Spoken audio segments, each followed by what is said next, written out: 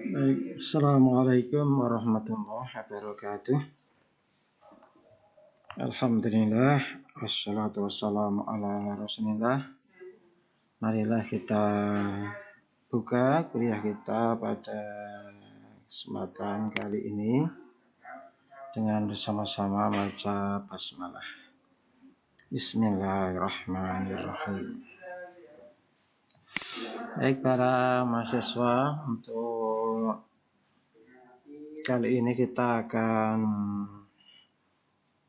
mempelajari tentang pengantar ilmu hadis. Pertama kita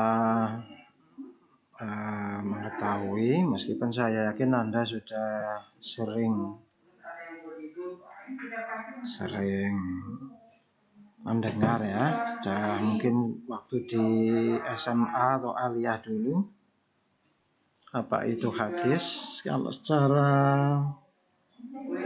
kebahasaan, hadis itu adalah al-jadid, artinya sesuatu yang baru. Lawannya adalah al-qadim. Jadi al-qadim itu yang lama. Maksudnya dalam konteks ini yang lama itu adalah Al-Quran. Sementara yang al-hadis yang baru. Ya, artinya setelah periode turunnya Al-Quran selesai, maka kemudian fokus berikutnya adalah pada hadis. Kemudian secara terminologis disebutkan hadis itu adalah ma'udhibu ilan Nabi sallallahu alaihi wasallam. Jadi segala sesuatu yang disandarkan kepada Nabi sallallahu alaihi wasallam. Min qaulin, bisa berupa perkataan, au fi'lin atau perbuatan, au takririn persetujuan, au wasfin atau sifat. Ya. Nah,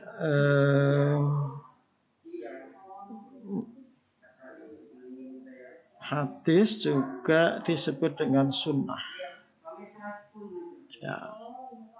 Di sunnah itu segala sesuatu yang dinukil dari Nabi Sallallahu Alaihi Wasallam, baik itu ucapan, perbuatan, persetujuan, sifat fisik, kepribadian, maupun perjalanan hidup, baik itu sebelum diutus maupun sesudah diutus.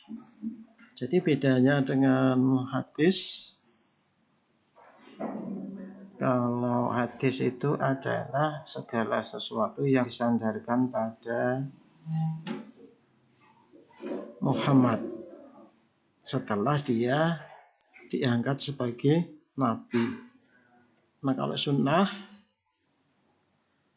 itu bisa jadi sebelum diutus maupun sesudah diutus.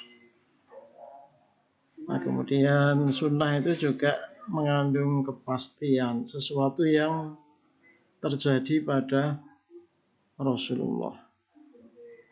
Misalnya bagaimana Rasulullah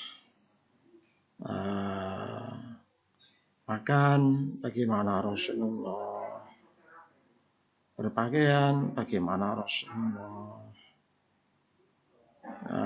tidur. Jadi sunnah itu spesifik, pasti terjadi terkait dengan Rasulullah. Nah, sementara hadis bisa jadi hadis itu sumbernya adalah selain Rasulullah. Ya.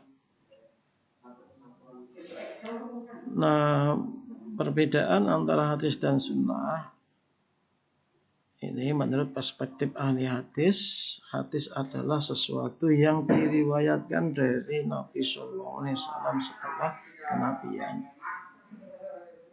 Ini tadi sudah saya jelaskan ya. Sedangkan sunnah pengertiannya lebih menyeluruh dan lebih umum. Karena sunnah juga mencakup perjalanan hidup Nabi sebelum kenabian dan setelahnya. Ya. Baik, marilah kita lihat contoh hadis. Nah, langsung ke kategori yang pertama, yaitu hadis qauli atau perkataan. Ya, biasanya hadis jenis ini itu di dalam redaksinya ada lafadz qala. Ini contohnya misalnya an Umar bin Khattab radhiyallahu anhu. Qala. Nah, di sini yang dicetak tebal ini. Qala Rasulullah sallallahu alaihi wasallam. Innamal a'malu binniyat. Jadi ini ciri-ciri dari hadis qauliyah. Ya. Contoh hadis fi'li, perbuatan. Nah, biasanya jenis ini di dalam redaksinya terdapat kata kana. Contohnya an Aisyah qalat kana Rasulullah sallallahu alaihi wasallam yusalli qa'iman wa qa'idan. Jadi Rasulullah sallallahu alaihi wasallam itu kalau sholat itu berdiri dan duduk. Ya, jadi ini ditandai dengan kata kana. Ya. Contoh yang kategori ketiga takriri atau persetujuan, yaitu hadis yang berupa persetujuan Nabi Shallallahu Alaihi Wasallam terhadap perbuatan atau perilaku sahabat. Nah, ini contohnya an Mukhtar bin Fulful qala sa'altu Anas bin Malik anit tatawwu'i ba'dal 'ashr. Ya, faqala kana Umaru yadribul aidi ala salatin ba'dal 'ashr. Wa kunna nusalli ala ahdin Nabi sallallahu alaihi wasallam rak'ataini ba'da ghurubi syamsi qabla salatil maghrib. Faqultu lahu akana Rasulullah sallallahu alaihi wasallam shallahuma qala kana yarona nusallihima falam ya'murna walam yanhana. Ya. Oke, ya kita baca terjemahnya dari Mukhtar bin Bulbul. Ia berkata, aku bertanya pada Anas bin Malik tentang sholat sunnah setelah asyar. Maka ia menjawab, dahulu Umar memukul tanganku karena aku sholat setelah asyar. Jadi karena sholat sunat setelah asar itu adalah haram. Ya. Dan dahulu di zaman Nabi Shallallahu Alaihi Wasallam kami sholat 2 rakaat setelah terbenamnya matahari sebelum sholat maghrib. Ya. Nah, kemudian lalu aku bertanya padanya, apakah Rasulullah SAW melaksanakan sholat itu? Jadi tadi Mukhtar bin Bulbul tadi kemudian bertanya, apakah Rasulullah itu melaksanakan sholat setelah matahari terbenam, artinya menjelang melakukan sholat maghrib? Anas bin Malik menjawab, beliau melihat kami melaksanakan sholat itu dan beliau tidak memerintahkan dan juga tidak melarang. Nah ini jadi barangkali ini adalah sholat qobliyah maghrib. Jadi Rasulullah tidak memerintahkan, tapi juga tidak melarangnya. Para mahasiswa, selanjutnya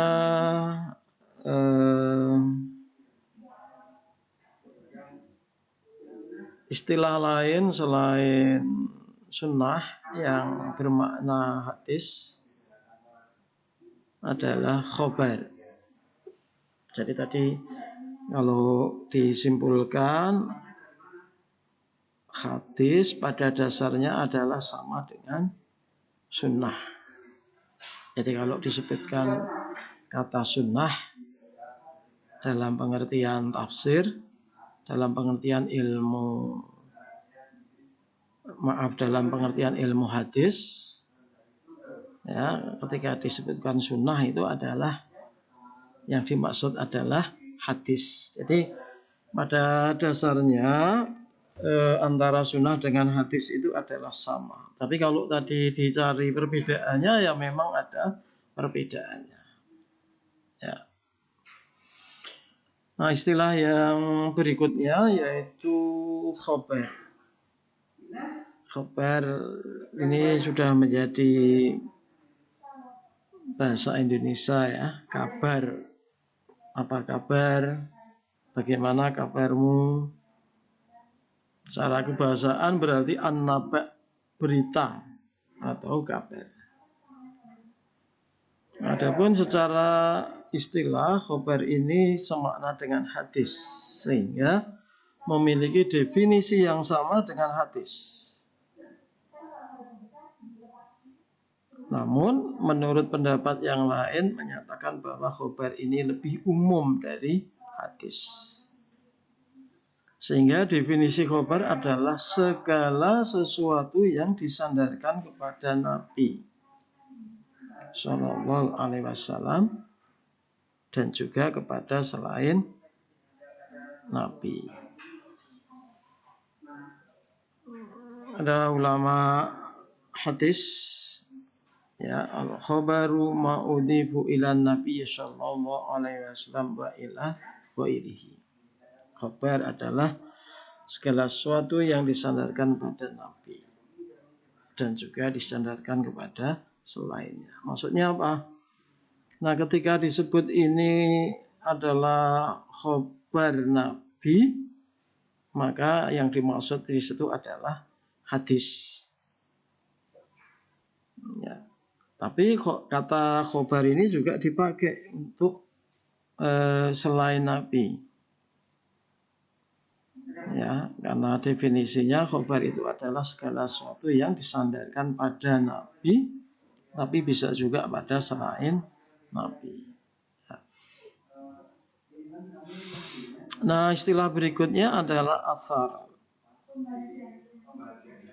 Ya, secara bahasa yaitu baqiyatus syai'. Baqiyatus syai', yang berarti sisa dari sesuatu atau jejak.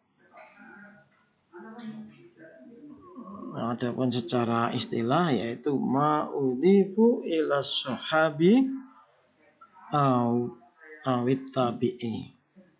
Jadi segala sesuatu yang disandarkan kepada sahabat maupun para tabi'in. Ya. Ada kalanya asar juga didefinisikan dengan segala sesuatu yang disandarkan kepada Nabi. Namun biasanya penyebutannya disandarkan dengan redaksi dari Nabi Shallallahu Alaihi Wasallam. Ya, jadi biasanya ini menggunakan redaksi ini. Wa fil asari anin Nabi Shallallahu Alaihi Wasallam. Jadi ini sering disebut wafil asari, dan di dalam asar anin Nabi yang berasal dari Nabi Muhammad Sallallahu Alaihi Wasallam. Ya.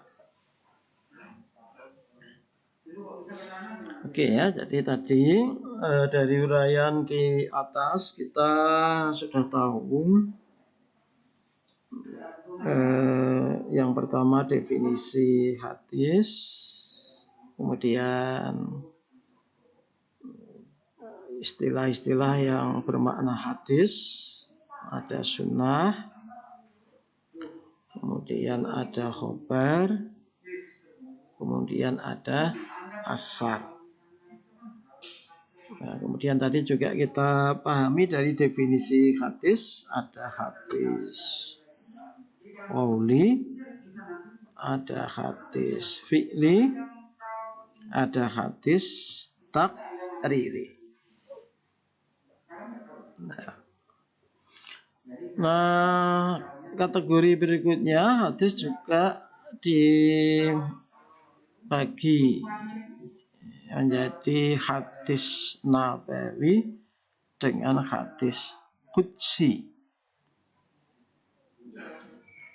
Ya, hadis nabawi itu redaksi dan maknanya adalah dari Rasulullah. Ya, sementara hadis qudsi itu maknanya dari Allah, tapi redaksinya dari Rasulullah. Jadi hadis qudsi adalah hadis yang diriwayatkan oleh Nabi dari Allah Ta'ala. Hadis qudsi ini juga terkadang disebut dengan hadis Rabbani atau hadis ilahi. Apa definisinya? Yaitu al-haditsul qudsi ma rawahun Nabi sallallahu alaihi wasallam ar-rabbihi ta'ala. Yaitu hadis yang diriwayatkan oleh Nabi sallallahu alaihi wasallam dari Tuhannya.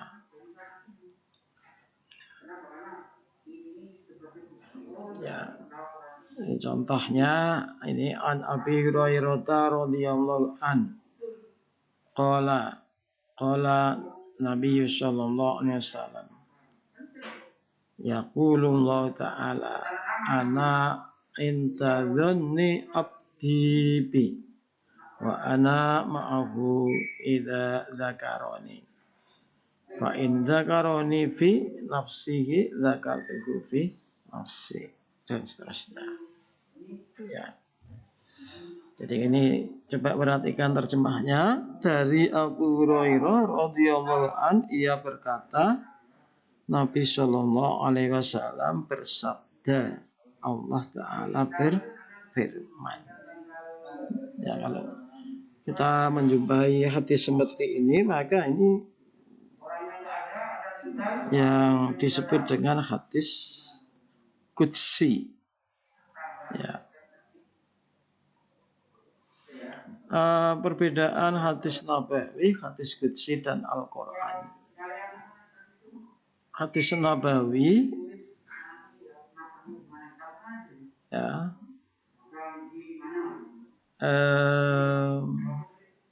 redaksi dan maknanya dinisbahkan kepada Nabi. Jadi yang disebut dengan hadis nabawi itu redaksi dan makna atau kandungan hadis tersebut adalah berasal dari Rasulullah. Ya. Sedangkan hadis qudsi hanya maknanya saja yang dinisbahkan kepada Allah, bukan redaksinya. Berbeda dengan Al-Quran. Kalau Al-Quran itu makna dan redaksi dari Allah. Ya. Bedanya apa lagi dengan Al-Quran? Kalau hadis qudsi itu membacanya tidak dinilai sebagai ibadah. Tidak juga dapat digunakan sebagai qiraat dalam salat. Jadi tidak pilih dalam salat itu membaca hadis qudsi, meskipun itu maknanya dari Allah. Ya. Kemudian juga hadis qudsi itu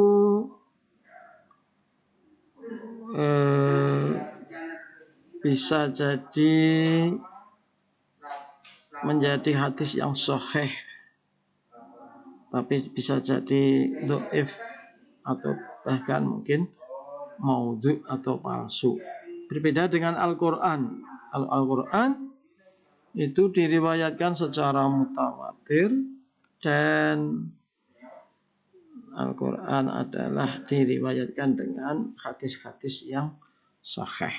Tidak ada keraguan lagi dari sisi kesahihan Al-Quran. Beda dengan hadis qudsi. Hadis qudsi bisa jadi hadis yang dhaif. Ya, bisa jadi bahkan mungkin hadis yang maudhu. Ya. Nah, jadi itulah perbedaan antara hadis nabawi, hadis qudsi, dan Al-Quran. Baik para mahasiswa, berikutnya kita mengenal unsur-unsur hadis. Jadi ada sanad, ada matan, ada rawi. Nah, sanad itu artinya sandaran. Adapun secara istilah adalah silsilatur rijalil mausulati lil matan, yaitu rangkaian para periwayat hadis yang menghubungkan sampai kepada redaksi hadis. Bisa juga didefinisikan rawatul hadis alladzina naqaluhu ilaina, yaitu para periwayat hadis yang menyampaikan hadis kepada kita. Ya, dengan kata lain, sanad adalah orang-orang yang meriwayatkan hadis dari tingkatan sahabat hingga hadis itu sampai kepada kita. Ya. Nah, ini kita lihat contohnya, ya. Ini yang di blok kuning ya, ini adalah sanadnya. Haddatsana Amr bin Khalid. Ini adalah hadis dari Imam Bukhari ya. Jadi haddatsana menceritakan kepada kami. Jadi nanya di sini adalah Imam Bukhari. Siapa yang menceritakan? Amr bin Khalid. Amr bin Khalid. Nah, qala Amr bin Khalid berkata, haddatsana Al-Lais. Jadi bercerita kepadaku Lais. An Yazid. Jadi Yazid. An Abil Khair, dari Abil Khair.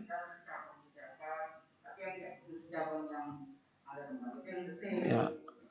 An Abdullah bin Amr. Kemudian Abi Khair meriwayatkan dari Abdullah bin Amr radhiyallahu anhu. Ya.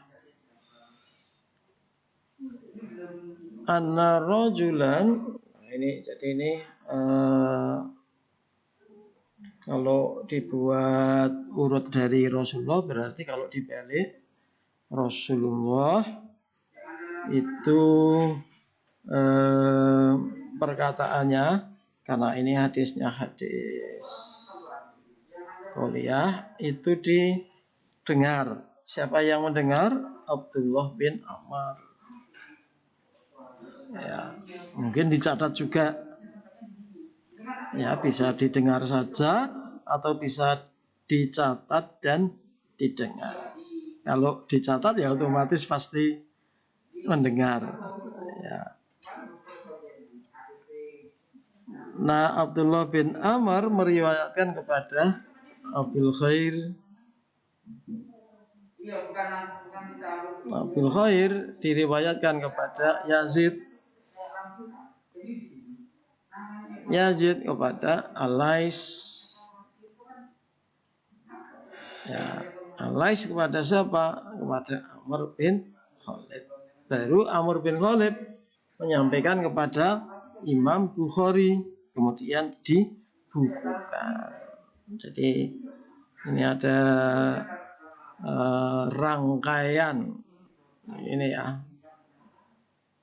rangkaian para periwayat hadis yang menukilkan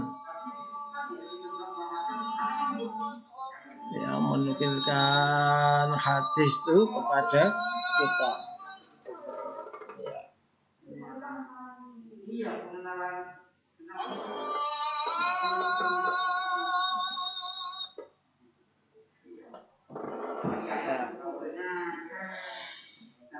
Ya, jadi ini keterangannya di sini ya. Jadi Umar bin Khalid ini terjemahnya kalau ini ya.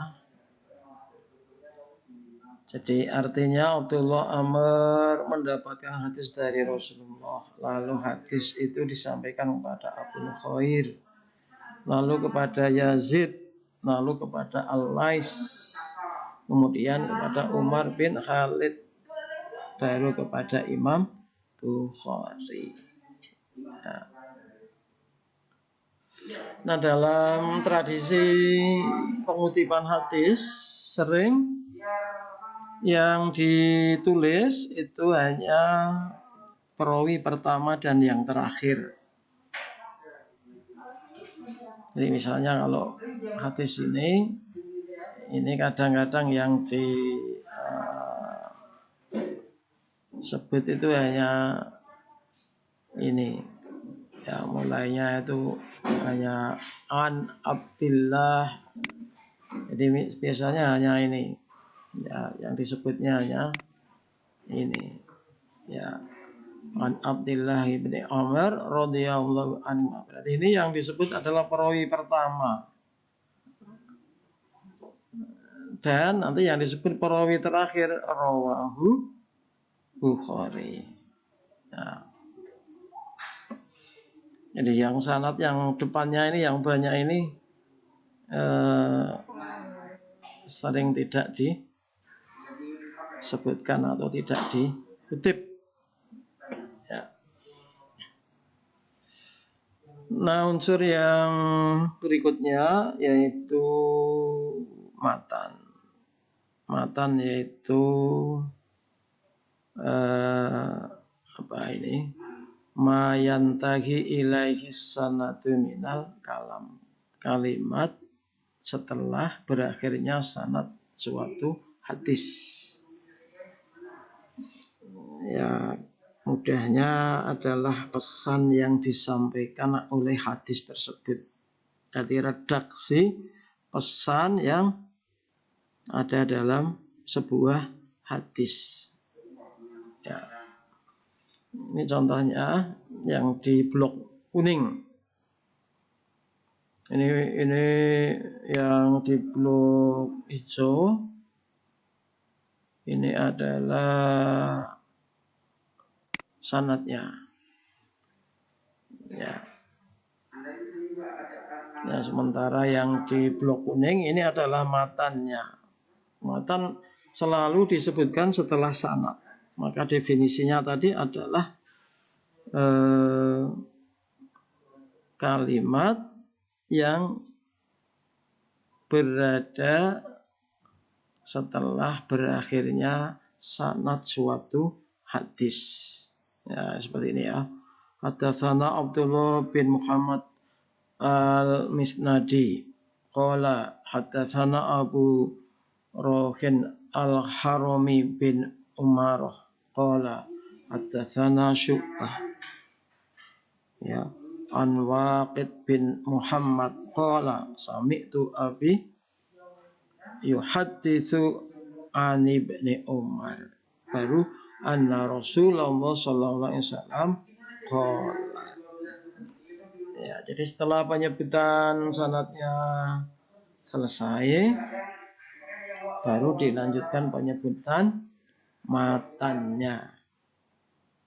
Jadi ini misalnya umirtu an uqatilan nas hatta yashhadu alla ilaha illallah wa anna muhammadar rasulullah wa yuqimus shalah wa yu'tuz zakah wa idza fa'alu dzalika asamu minni dima'ahum wa amwalahum illa bihaqqil Islam wa hisabuhum 'ala Allah. Ya.